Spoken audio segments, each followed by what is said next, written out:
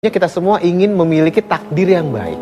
Bahkan ada beberapa orang yang ingin merubah takdir agar bisa mendapatkan banyak sekali kebaikan di bumi ini. Nah, pertanyaan saya kepada Ustaz Abdul Somad di awal perjumpaan kita kali ini adalah, mampukah manusia merubah atau paling tidak menggeser-geser takdir supaya sesuai dengan apa yang diinginkan? Silakan Ustaz. Bismillahirrahmanirrahim. Assalamualaikum warahmatullahi wabarakatuh. Waalaikumsalam warahmatullahi wabarakatuh. Alhamdulillah wassalatu wassalamu ala Rasulillah wa ala alihi wa sahbihi wa man tabi'ahu wa mawala. Mas Hilbram Al-Mukarram, Ustadz Taufikur Rahman, jamaah yang ada di studio, pemirsa TV One dimanapun berada. A'udzubillahi minasyaitonirrajim. Inna khalaqna kulla syai'in biqadar.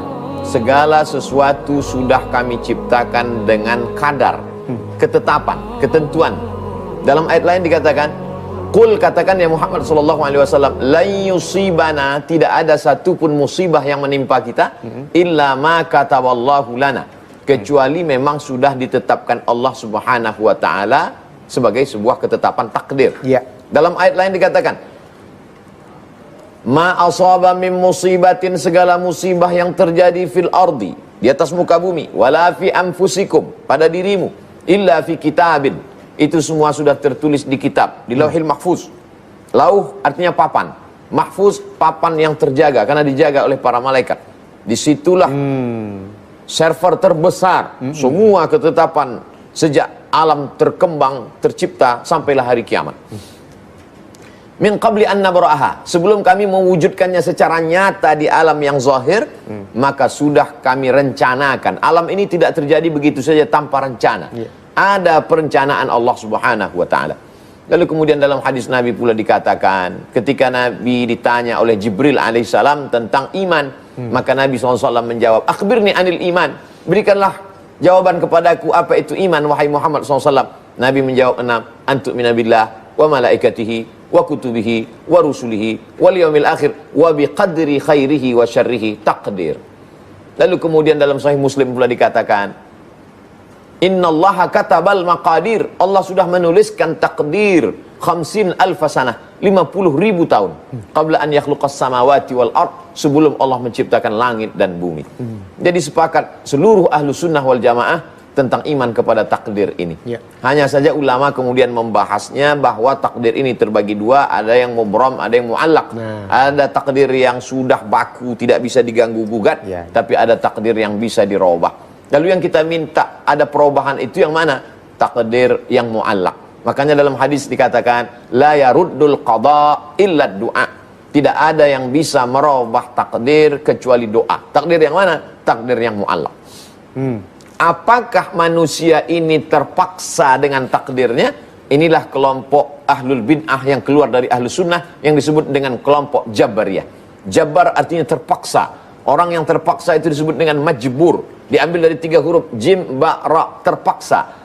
Maka sesungguhnya mereka mengatakan, kami seperti wayang yang dimainkan oleh dalang, kami tak ada daya, tak ada upaya, tak ada kuasa. Seperti pohon kayu yang dihembus angin ke kiri ke kanan.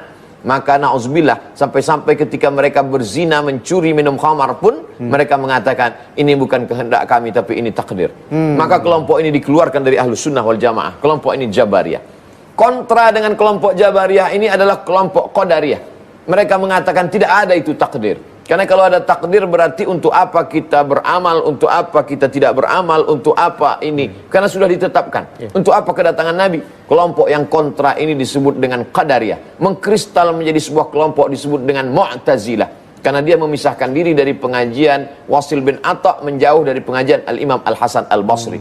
Maka selalunya dalam sebuah pemikiran pasti ada ekstrim kanan, ada ekstrim kiri. Yang kanan terlalu fanatik dengan takdir sampai tak ada usaha. Sedangkan yang kiri mengatakan tidak ada takdir sama sekali. Maka yang jalan tengah adalah ahlus sunnah wal jamaah. Ahlus sunnah wal jamaah, Imam Abul Hasan Al-Asy'ari dan kita semua mayoritas Asy'ari mengatakan bahwa kita percaya kepada takdir, tapi juga kita diberikan Allah Subhanahu wa taala al-kasbu wal ikhtiar, ada usaha. Ini takdir saya. Jeruk yang ada di depan saya, salak, kurma, ini adalah takdir yang diberikan rezeki untuk saya. Tapi kemudian kalau saya hanya berpangku tangan saja, tidak mungkin jeruk dan salak itu keluar sendiri dari kulitnya dan masuk ke mulut saya. Maka mesti ada kudrat. Allah pinjamkan saya kudrat kemampuan. Allah berikan saya iradat, keinginan. Ada keinginan tapi tak ada kemampuan, maka tak terwujud. Ada kemampuan tapi tak ada keinginan, tidak juga terwujud. Maka saya salurkan keinginan saya dengan mengelola kemampuan saya untuk mengambil, mengupas dan memasukkan ke mulut saya sebelum azan subuh berkumandang. Tidak lama lagi kita imsak. Iya betul. Maka ini semua adalah takdir. Dan Allah Ta'ala berikan kita jalan. Wa nafsi wa ma sawwaha, demi jiwa dan penciptaannya. Fa'alhamaha fujuraha wa taqwaha. Allah berikan jalan fujur, jalan taqwa. Qad aflaha man zakkaha. Dengar dengan baik, pandang dengan baik, renung dengan baik, fikirkan dengan baik, putuskan dengan baik, berbuat baik, maka sesungguhnya saat itu kita mendapatkan balasan. Adapun orang yang melakukan perbuatan dosa, maka sesungguhnya dia saat itu sudah memilih, karena Allah Ta'ala berikan dia, kecuali dia gila. Adapun ini tidak masuk dalam ketentuan itu. Rufi'al qalam an salasatin, penanya tidak mencatat, terangkat dari kertas. Siapa dia? Anil naim hatta yastaiqiz, orang tidur sampai bangun. Anil sabi hatta yahtalim, anak kecil sampai akil balik. Anil majnun hatta yafiq, orang gila sampai sembuh dari gilanya, karena dia tidak berakal. Siapa yang wajib berpuasa? Baligh berakal. Siapa yang wajib sholat? Baligh berakal. Mereka disebut dengan mukallaf, orang yang dibebani hukum. Dan kita tidak tahu apa takdir kita esok hari, maka kita hanya berusaha berbuat. Sahabat pun datang menjumpai Nabi Muhammad SAW. Kalau semua sudah ditetapkan, untuk apa lagi kami beramal ya Rasulullah? Maka kata Nabi, i'malu, beramallah kamu. Fakullun muyassarun lima khuliqalah, karena semua dimudahkan untuk apa ia diciptakan. Ketika kita dengan segala usaha yang kita lakukan, kita tinggal di suatu rumah, pintunya sudah kita kunci, masuk ke kamar, kamarnya dikunci, barang berharga dimasukkan ke dalam lemari, lemarinya dikunci, masuk ke dalam laci, lacinya dikunci, sampai dompetnya pun juga dikunci, ternyata hilang kebakaran, maka sesungguhnya qadar Allah. Kita hanya dapat berkata, ini sudah takdir. Jadi hikmah dari beriman kepada takdir adalah ketika terjadi sesuatu yang tidak sesuai dengan keinginan kita, maka datang kesabaran, datang ridha. Tapi kalau andai tidak ada ini, kita akan menjadi orang yang risau, stres, galau, bahkan bisa jadi gila.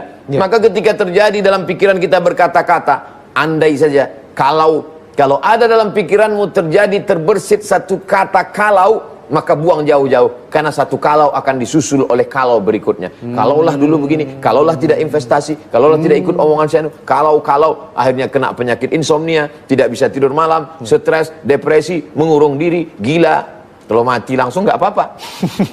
Nah, ini semua adalah bagaimana Islam mengajarkan kita. Tapi ada hukum sebab akibat. Kalau kita letakkan sepeda motor kita di pinggir jalan, kuncinya kita biarkan tinggal, kita kecicilan, handphonenya juga di situ, hilang, maka sesungguhnya itu kesalahan kita. Bukan cuma takdir saja yang bicara di sana. Ada unsur kesalahan sebab akibat.